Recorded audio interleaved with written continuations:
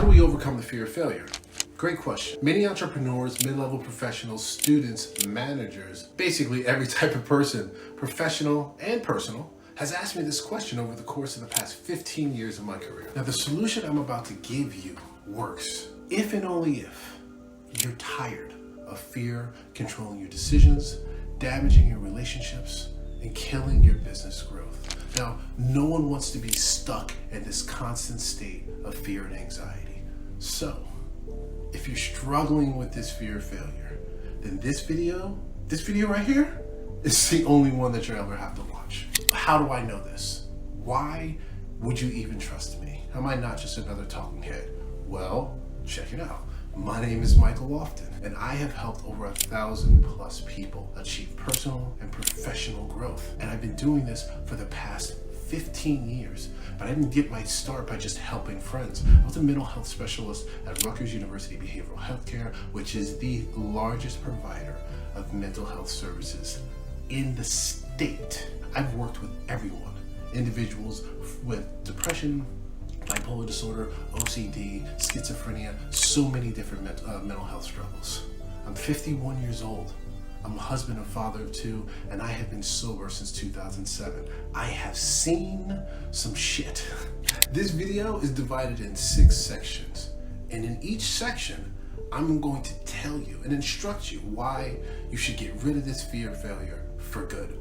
But I'm also going to give you actionable steps and habits so you can overcome this fear of failure. So let's start. What's the fear of failure?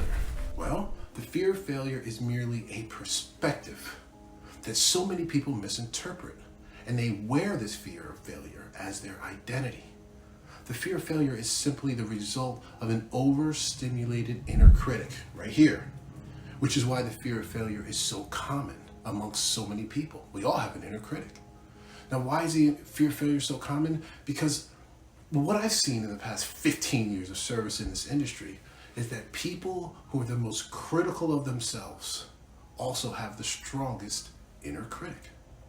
When this critic solidifies its perspective as the authority of truth in your life, people begin to think that failure is the tragic end of an attempt at change.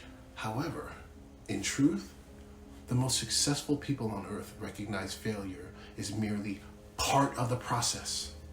It's not the entire thing. That's the inner critic talking. That's your critic talking. Now, how does this fear of failure manifest in behavior, right? That's really what people want to know. Now, the fear of failure manifests in procrastination, avoidance, perfectionism, distraction, or just never taking risk. To be very honest, the tragedy of the fear of failure is that it robs individuals of the priceless learning opportunity in being wrong. If you can't be wrong and you have to do everything right, really be honest with yourself. What will you ever start? You won't start anything. That's the tragic aspect of this inner critic and that fear of failure, is it will poison you into believing that once you fail, you are a failure. Point number 2, what are the consequences of living in fear? Let's think about it. Now, what happens when you let fear control your life, right? Just imagine you're walking in town and you see a guy or you see a girl and they're completely your type.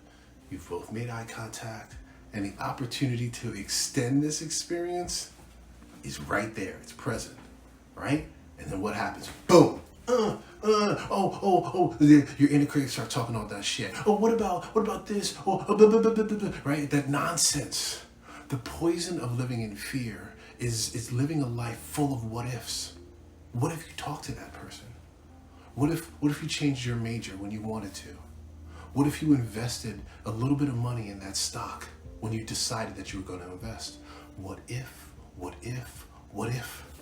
I have never met a person without $1 million idea. Not one time. Everybody's got $1 million idea. But there's a reason why they're not millionaires. And the reason they're not millionaires is because of this strong, powerful what if, that inner critic. There's an emotional and mental toll of this. the anxiety and the stress from overthinking, even physical aspects of it, like exhaustion. Fear of failure can make you feel trapped. It can limit your potential. It will limit your potential. Now, the emotional toll of fear of failure, you can't comprehend it. It's not that easy. The toll of living a life with this fear is breaking the promises that you've made to yourself. It's this deep sense of disappointment, and you're disappointing the person that's living in your own skin. That's what fear of failure does. Fear of failure will take a wonderful, an incredible idea that you have for you. It'll take a vision. It'll make it completely impossible before you get the opportunity to put it in action. Creating change, anything that has been created 3 times. Once with your head, once with your heart, and once with your hands. When you have the fear of failure, the second that it gets into your head, it never makes it to your heart. Let's talk about changing your mindset around failure and why failure is a natural part of growth. When people win, we have the tendency to celebrate. But when we fail, we have the tendency to reflect. And that is the beauty of failure. It forces us to pause. It forces us to question and ask what went wrong. And ultimately, we learn, we grow. Like, growth doesn't happen in your comfort zone. You understand this. It happens when we stumble. It happens when things don't go according to plan. It happens when we're pushed and forced to adapt. Failure isn't the opposite of success. It's part of the process. Each setback builds resilience and teaches us new skills. It sharpens our focus for that next challenge. It's like a muscle.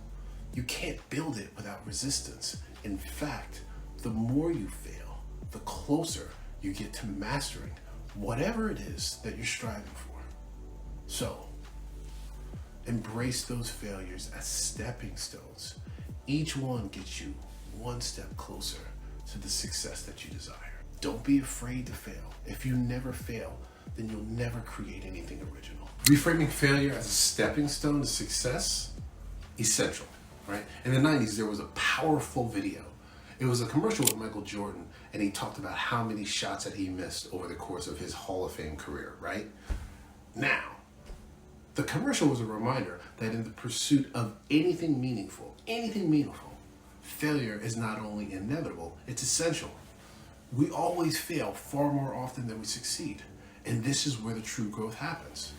The key is recognizing that we don't see the world as it is, we see the world as we are, right? And what do I mean? By reframing our failures as stepping stones to progress, we unlock the resilience, and the resilience is what's required to persevere. This creates the mindset. It creates this foundation of grit and determination. The point being, Jordan missed all of these shots, but he's only remembered for the ones that he makes. Jordan is known for his work ethic, but we only see highlights of him in games. The truth is, you will achieve private victories before you'll achieve the public ones. Private victories are impossible if we don't reframe our failures. Because if we don't, this inner critic will rob us of the ability to even have private victory.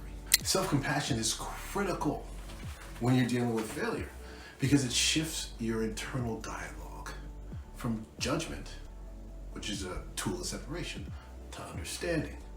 When you fail, it's easy to be hard on yourself. You can do that in a heartbeat, right? But it only deepens that setback. It makes it much worse. Now, what we need to do is we need to approach ourselves with the same type of kindness and patience that we would offer to someone else in our situation, right? Now, Jim Rohn, hilarious. He pointed out with a baby walking analogy. Now, we don't give up on a baby learning to walk just because they fall a few times. What do we give them a month and say, hey, you're done? No, we encourage them to keep trying because we know it's a natural part of their growth. Falling is a natural part of the growth. So why would we be any different with ourselves? That's the question, right? Now, the 10-90 rule is an important reflection of this mindset. life is 10% what happens to you and 90% of what you do about it. That's the truth. So the key to responding well and having self-compassion is that when we fail, it's not about avoiding the emotion. When we fail, it's about treating ourselves with enough kindness and respect and dignity to learn and heal and keep moving forward. Fear is one of the 6 primary emotions alongside joy, sadness, disgust, anger, and surprise. Now, I often say at the end of every experience is an emotion. Emotions serve as the body's physical evidence of a memory. Now, I want you to think of your favorite birthday. Think about that joy on that day. That joy is encoded in your body. It's not just the memory of the event, but it's the emotion itself that houses those experiences. And it creates a template of joy that resurfaces in similar moments, in similar experiences in your life. Now, fear, particularly the fear of failure, operates in the same way. It encapsulates past experiences where this emotion was triggered. And over time, your body, it learns to avoid situations that may evoke those same feelings of fear. Now in CBT, the body, it has a way of protecting itself from discomfort by reinforcing avoidant behaviors. You know this, right? Now, however, whenever it does that, it limits your growth. Now, from different perspectives, and IFS being one of them, fear is viewed as a part within you that holds the intention of keeping you safe. Rather than seeing it as a barrier, acknowledge it as a guide. I mean, emotions are like email. They provide valuable information, but they're also like GPS. And when you sit with them, rather than avoid them or run from them, they guide you directly to the experiences and the beliefs that are stored within that emotion. Now that's a life hack, right? This is how you navigate your inner world through emotions. Don't run from them, sit with them. And I'm gonna teach you how. The cave we fear to enter holds the treasure that we seek. Listen, we're gonna begin with a deep breath on this one because we're going in.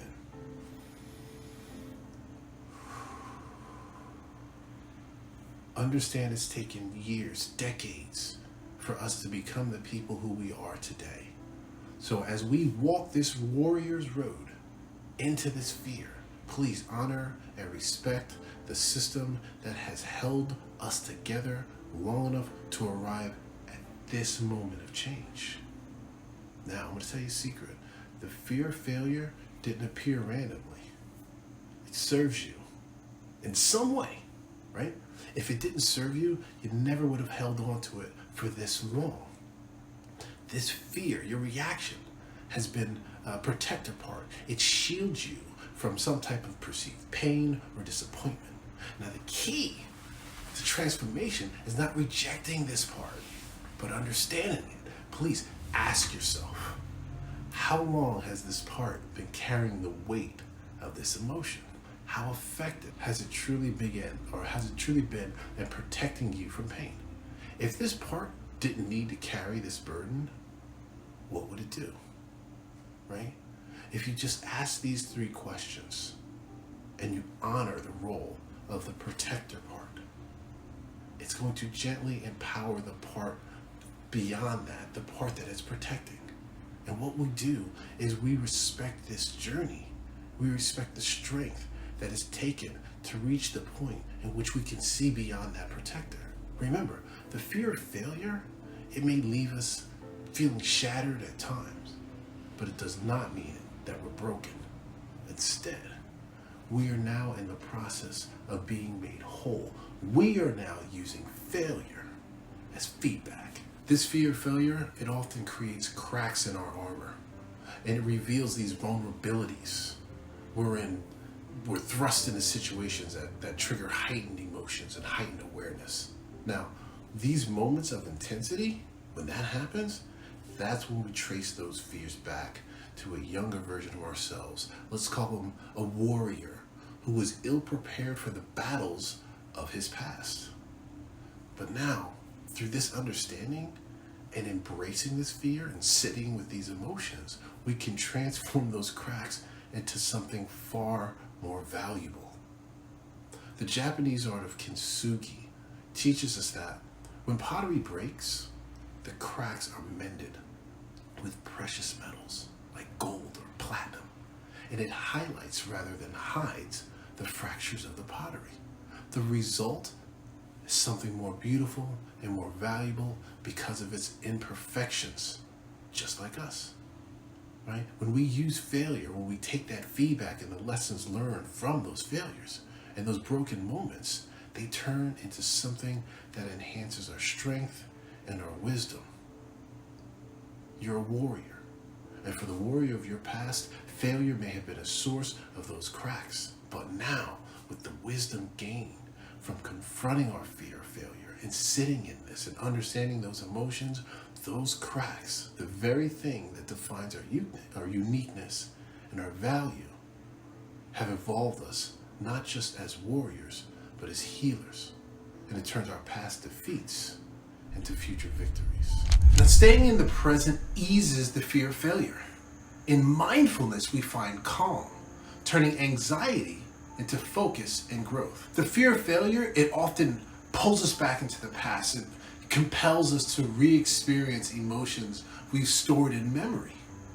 It's not just the fear of the event, but feelings of inadequacy that drives us to avoid situations that could trigger that emotion. But remember, you're a warrior. And just as a warrior studies the battlefield, you must learn to study your emotions. Think about it. The moment you allow fear to take hold, you start drifting away from the present moment. And that's where your power resides, here, in your powerful present, in the now. When you stay in the present moment, you regain control. Now, I've designed a deep breathing practice using 9 breaths to guide you back to your center.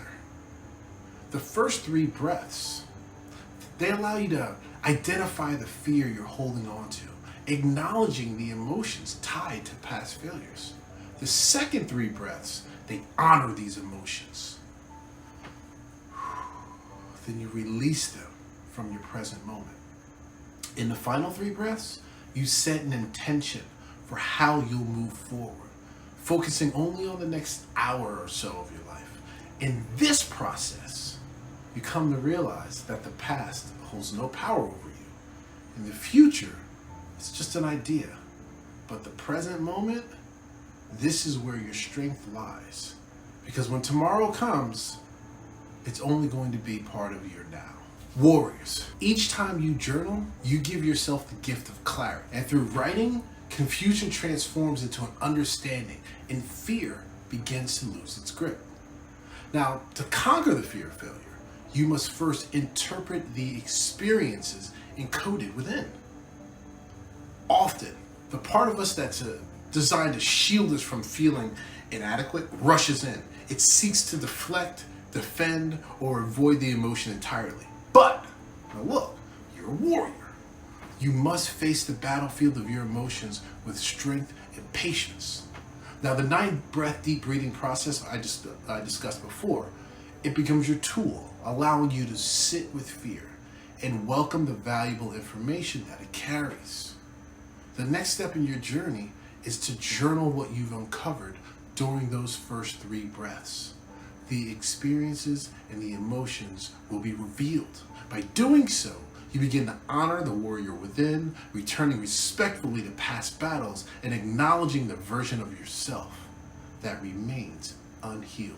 Each journal entry, it's a mirror reflecting your inner world. It shows you the emotional battles that you faced and the wounds that still need your attention. In writing, you don't just keep track of your progress. You actively participate in your healing and transformation as a warrior. Every action you take is a vote for the person you wish to become. Warriors, listen, you don't become the person you want to overnight. You don't conquer fear overnight. You conquer fear by setting small, realistic goals, and you achieve big transformations from consistent, small wins.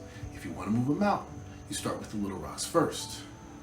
The journey about recognizing every step forward is a victory takes time. When you set small, achievable goals, you give yourself the chance to celebrate more often. And that reinforces that warrior spirit within. It gets you moving. You get momentum. Now, the small wins, not only do they just build self-confidence, they also remind you that growth is happening, even if it's incremental, because it doesn't feel like it sometimes. That critic will tell you something else. Overcoming the fear of failure is started by identifying one small action or one small challenge to your comfort zone. And don't let it overwhelm you. I have a course, Shattered Not Broken, and in this course, I emphasize the power of taking incremental steps. Take a single moment where you may be dominated by fear, and instead, face it head on, but with the understanding that every attempt, successful or not, is progress. It could be speeding up in a meeting, it could be hollering at a shorty, it could be just writing down your fears in a goal journal, right? Just writing them down. Every small act is a victory. Please remember, the path of the warrior is not defined by one grand victory, but it's built by consistent small battles won along the way. Keep setting realistic goals, and each one will bring you closer and closer and closer to the version of yourself that you desire to be. It is not the critic who counts, not the man who points out how the strong man stumbles, or where the doer of deeds could have done better. The credit belongs to the man who's actually in the arena, whose face is marred by dust and sweat and blood, who strives valiantly, who errs and comes up short again and again and again, because there is no effort without error or shortcoming, but who knows the great enthusiasms, the great devotions, who spends himself in a worthy cause, who at best knows in the end the triumph of high achievement, and who at the worst, if he fails, at least he fails while daring greatly, so that his place shall never be with those cold and timid souls who knew neither victory nor defeat. Listen, associate yourselves with others in the arena. And when you're searching for mentorship, look for mentors who've also been marred by dust and sweat and blood. Because warriors, a mentor like that, a mentor like me, has battled the fear of failure and hasn't won once, continues to win. So are you thinking about seeking support? If you want my personal help, or you just want to talk to me, then you can. Free. Just click the link in the description and book a call with your boy. All right? Find a time, we're good. Now, normally for my time, I'm gonna charge. This one is free. So if you're ready to get rid of the fear of failure and finally take back control of your life, then it's time to take the first step. Because the more you delay, the more you're missing out on the opportunities and staying stuck in the same space. Please make sure you subscribe. Peace out.